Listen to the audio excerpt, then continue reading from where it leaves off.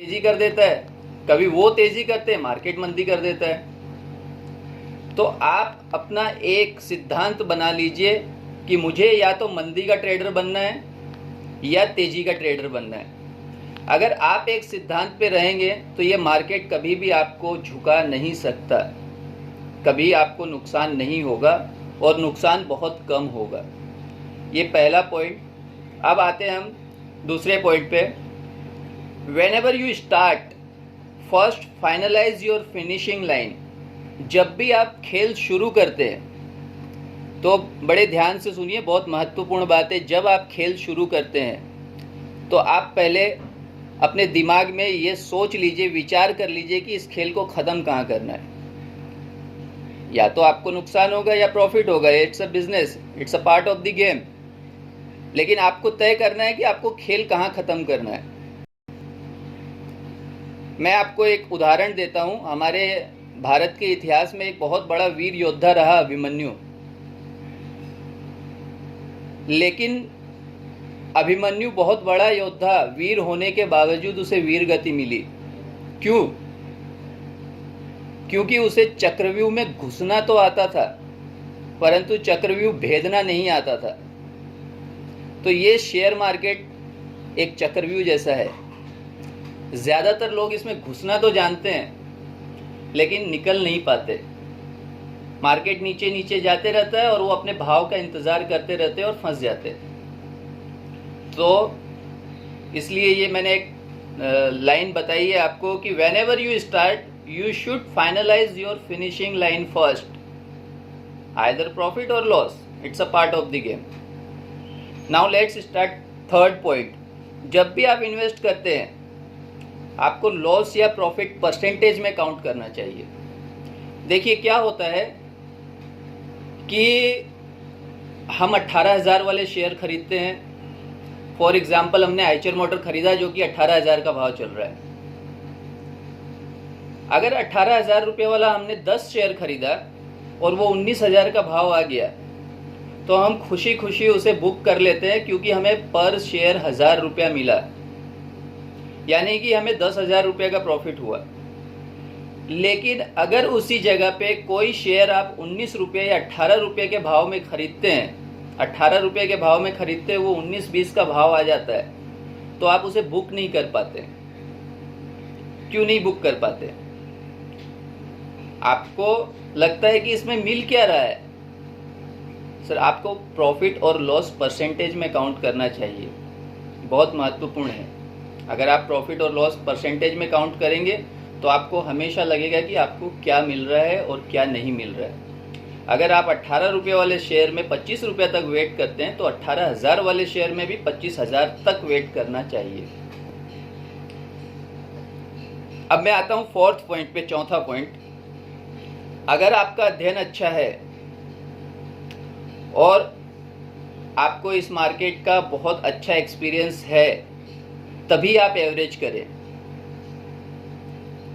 अन्यथा एवरेज न करें। एवरेज करने से बचना चाहिए। आपकी फुल कॉन्फिडेंट स्टडी है कि मुझे मेरी स्टडी पे बहुत भरोसा है तो ही आपको एवरेज करना चाहिए। अदरवाइज कोशिश ये करनी चाहिए कि मैं लॉस बुक कर लूँ। आप अगर छोटा लॉस बुक करके मार्केट को छोड़ देंगे तो आप एवरेज करने से ज़्यादा खुश रहेंगे, क्योंकि एवरेज करते रहेंगे और मार्केट नीचे जाता रहेगा। इसी के अंदर जब भी आप एवरेज करते हैं तो अक्सर लोग क्या करते हैं, मान लीजिए कि मैंने 100 शेयर खरीद लिए 100 रुपये के भाव में और किसी कारण से मार्केट 90%, वो कंपनी 90% टूट गई, वो शेयर्स आ गए 10 रुपये के भाव। तो हम क्या करते हैं, अक्सर लोग क्या करते हैं, 100 शेयर और खरीद के एवरेज कर लेते हैं। तो एवरेज करने के लिए आपको बहुत महत्वपूर्ण एक बात ध्यान रखनी चाहिए कि अगर आपने 100 शेयर 100 रुपये के भाव में खरीदा है तो उसे आप एवरेज उसी अमाउंट से करें, सेम अमाउंट से। 100 × 100 10,000 रुपया आपने 100 शेयर खरीदते समय इन्वेस्ट किया है। तो अगर आपको एवरेज करना पड़ रहा है तो आप सेम अमाउंट से एवरेज कीजिए। तो आपको रिवर्स निकलने का मौका मिलेगा और आप चर्निंग करके भी उसमें से निकल सकते हैं। पांचवा पॉइंट, जब भी आप इन्वेस्ट करते हैं आपको इन्वेस्ट करते समय एक फिक्स अमाउंट रखना चाहिए। ये फिफ्थ पॉइंट है, पांचवा पॉइंट। जब आप इन्वेस्ट करते हैं आपको इन्वेस्ट करते समय एक फिक्स अमाउंट रखना चाहिए। अक्सर क्या होता है, गलती क्या होती है, मैं आपको जैसे 18 रुपया वाला और 18,000 वाला एग्जाम्पल दिया, वही एग्जाम्पल समझाता हूँ कि जब हम 18,000 वाला शेयर खरीदते हैं तो हम 10 शेयर खरीद लेते हैं। हम सोचते 10 से कम क्या खरीदेंगे, लेकिन जब 18 रुपये वाला शेयर खरीदने की बात आती है तो हम 100, 200, 1000 शेयर खरीदते, 1000 से ज़्यादा नहीं खरीदते। तो आपको एक बात बहुत स्पेशल ध्यान रखनी चाहिए इन्वेस्टर्स को, कि जब आप किसी भी कंपनी के शेयर्स में इन्वेस्ट कर रहे हैं आपका अमाउंट सेम होना चाहिए। चाहे वो आइचर मोटर 18,000 वाले शेयर्स हों, चाहे वो 1800 वाले शेयर हों, चाहे वो 18 रुपये वाले शेयर हों, आप एक अमाउंट तय कीजिए, मुझे 50,000 रुपया एक कंपनी में इन्वेस्ट करना है। आप फिक्स अमाउंट इन्वेस्ट कीजिए, देखिए आपका नुकसान का रेशो बहुत कम हो जाएगा, नुकसान न के बराबर होगा। ये बहुत महत्वपूर्ण है, आप नोट करके रखिए। अब मैं आता हूँ छठे पॉइंट पे। अगर आप इस मार्केट को जानते हैं तो 3 बातों का ध्यान रखना होगा। ये ट्रेडर्स के लिए है, 3 बातें बहुत महत्वपूर्ण है। एक तो क्या होता है, हम सौदा खड़ा करते समय डरते हैं। अगर आपका अध्ययन अच्छा है तो आपको डरने की ज़रूरत नहीं है। तो डर अपने मन से निकाल दीजिए, अपने दिमाग से डर निकाल दीजिए। दूसरा, जब हमें सौदा प्रॉफिट में आता है तो हमें लालच हो जाता है कि अरे अब तो प्रॉफिट आ रहा है, और आने दो और आने दो। तो इस दूसरे लालच को भी अपने दिमाग से निकाल दीजिए। ये 2 चीज़ें हमेशा आपको तकलीफ देगी। तीसरा, जब आपका सौदा लॉस में चला जाता है तब आपके अंदर जिद आ जाती है कि अरे ये मेरे भाव पे आएगा तभी मैं छोड़ूंगा, नहीं तो मैं एवरेज करता रहूंगा। तो समटाइम्स ऐसा होता है, आप एवरेज करते चले जाते हैं और सिक्योरिटी जो शेयर है कंपनी के वो नीचे जाते ही रहते हैं। आप आरकॉम देख लीजिए, लोगों ने कितना एवरेज किया होगा, सब मर गए। यस बैंक देख लीजिए, लोगों ने कितना एवरेज किया होगा, कितना लोगों ने एवरेज किया होगा, लेकिन सब फंसे पड़े। तो आपके पास अगर पुख्ता स्टडी है तो ही एवरेज करें। और ट्रेडर्स जो ट्रेडिंग करते हैं उन्हें ये 3 बात का ध्यान बहुत ज़्यादा रखना चाहिए। डर, जिद, गुस्सा और लालच, इन तीनों को दिमाग से निकाल दीजिए।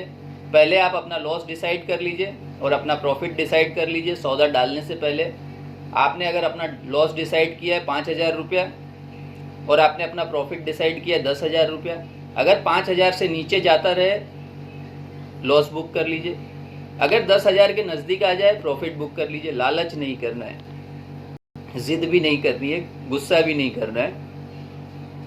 अब आते हैं हम 7वें पॉइंट पे, 7वें पॉइंट पे। इन्वेस्ट करने से पहले आपको समय सीमा निर्धारित करनी चाहिए। अक्सर लोग प्रॉफिट देखते हैं, आप इन्वेस्ट करने से पहले समय सीमा निर्धारित कर लीजिए।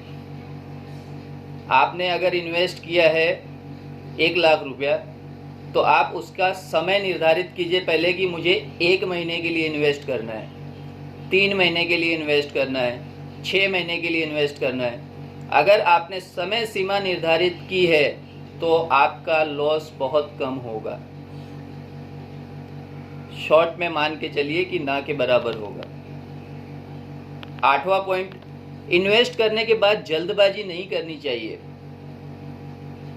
अक्सर क्या होता है जब हम इन्वेस्ट करते हैं, एक एग्जांपल देता हूँ, अभी मैंने 3 रुपये 20 पैसे पे लोगों को आइडिया बाय करवाया था। अब आइडिया 12 रुपये का भाव आ गया, लोग पूछ रहे क्या करें, हमने वेट करो भाई, अभी तो अच्छा भाव आया है।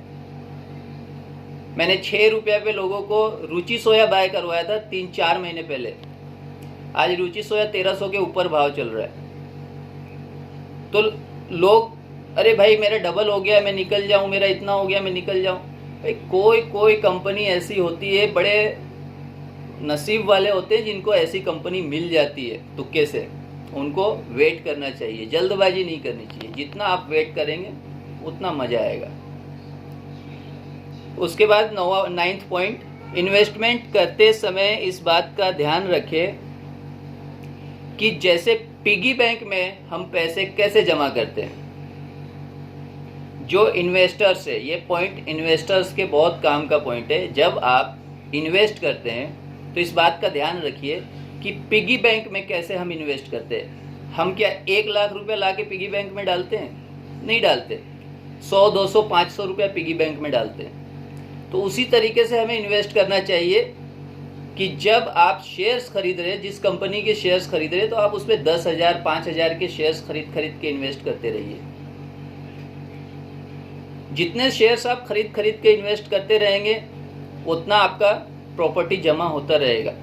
ये इन्वेस्टर्स के लिए बहुत अच्छा पॉइंट है, आप ध्यान रखिए। अगर आप पिगी बैंक की तरह आपने अगर डिसाइड कर लिया है कि मैं हर महीने किसी भी कंपनी के शेयर्स 10, 20, 50, 100 जितनी आपकी कैपेसिटी है मैं जमा करता रहूँगा, आपको लॉस बहुत कम होगा। ये इन्वेस्टर्स के लिए है। और 10वां और आखिरी महत्वपूर्ण पॉइंट, अगर आप इस मार्केट का अनुभव है, आपको इस मार्केट का अच्छा अनुभव है, आप सालों से इस मार्केट में काम कर रहे हैं, आपको बहुत अच्छा अनुभव है, तो ही आपको इस मार्केट में डटे रहना चाहिए। अगर आप नए इस मार्केट में आए हैं, आपको अनुभव नहीं है, तो आपको किसी सलाहकार से सलाह लेनी चाहिए। मैं इस पे भी आपको एक एग्जाम्पल देना चाहूँगा। मुझे नहीं पता कि आप लोगों को मेरी बातें कितनी समझ में आएगी, कितनी अच्छी लगेगी, लेकिन मेरा काम है आपको एडवाइस करना, क्योंकि मैं प्रोफेशनल एडवाइज़र हूँ। इसमें मैं आपको एक ऐसा एग्जाम्पल देना चाहूँगा कि अगर मुझे बाइक चलानी आती है या मुझे कार चलानी आती है, मेरे घर में बाइक है और मेरे घर में कार है, मुझे कैलकाटा जाना है, मुंबई से कैलकाटा जाना है, तो मैं क्या प्रेफर करूँगा? मैं बाइक चला के जाऊँगा या कार चला के जाऊँगा? नहीं, शेयर मार्केट में समय का बहुत महत्व है, इस बात को मान के चलिए। तो मैं क्या करूँगा, या तो मैं फ़्लाइट की टिकट लूँगा या मैं ट्रेन की टिकट लूँगा। ना तो मुझे फ़्लाइट उड़ानी आती है, ना मुझे ट्रेन चलानी आती है, तो मैं क्या करूँगा, फ़ी पे करूँगा, उनकी टिकट लूँगा और सफ़र का मज़ा लूँगा। तो अगर आपको शेयर मार्केट का खासा अनुभव नहीं है, तो आपको क्या करना चाहिए, किसी अच्छे एडवाइज़र से एडवाइस लेनी चाहिए। एंट्री और एग्ज़िट पॉइंट बहुत महत्वपूर्ण है।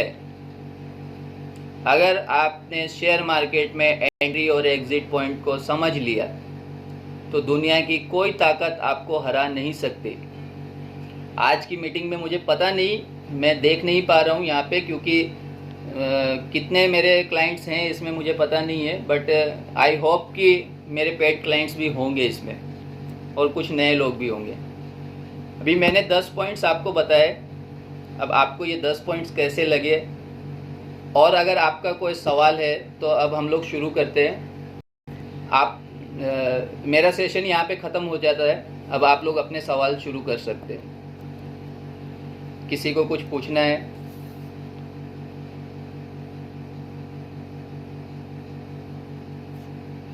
हाँ जी सर, नमस्कार।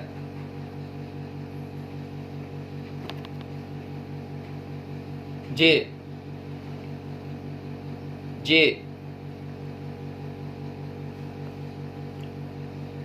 ओवरऑल मार्केट के लिए सर, आप अगर मंदी के, हाँ आप सुनिए, एक सेकेंड आप मेरी बात सुनिए। आप पहले खुद को डिसाइड कीजिए कि आप मंदी के ट्रेडर बनना चाहते हैं या तेजी के ट्रेडर बनना चाहते हैं, क्योंकि आप एक ट्रेडर हैं। अगर आप एक ट्रेडर हैं तो ट्रेडर का टैगलाइन फिक्स होना चाहिए कि वो मंदी का ट्रेडर है या तेजी का ट्रेडर है।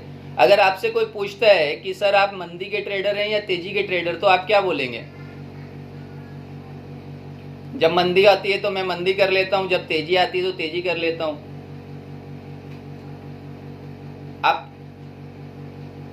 हाँ, बाजार वही हाल पे चलता है, लेकिन आप एक महीना आप फिक्स तो करके देखिए खुद को। आप अपने आप को 1-2 महीने के लिए फिक्स कर लीजिए कि चाहे मंदी हो चाहे तेजी हो, मैं तो एक ही साइड काम करूंगा। आप अपने आप को फिक्स कर लीजिए, मुझे मंदी का ट्रेडर बनना है या तेजी का ट्रेडर बनना है। अगर हो सके ट्रेडर बनिए, क्योंकि मंदी का ट्रेडर बहुत अच्छे पैसे मिलते हैं लेकिन कम समय मिलते हैं। तेजी के ट्रेडर्स को अच्छे पैसे मिलते हैं लेकिन हमेशा मिलते हैं, तेजी ज़्यादा होती है।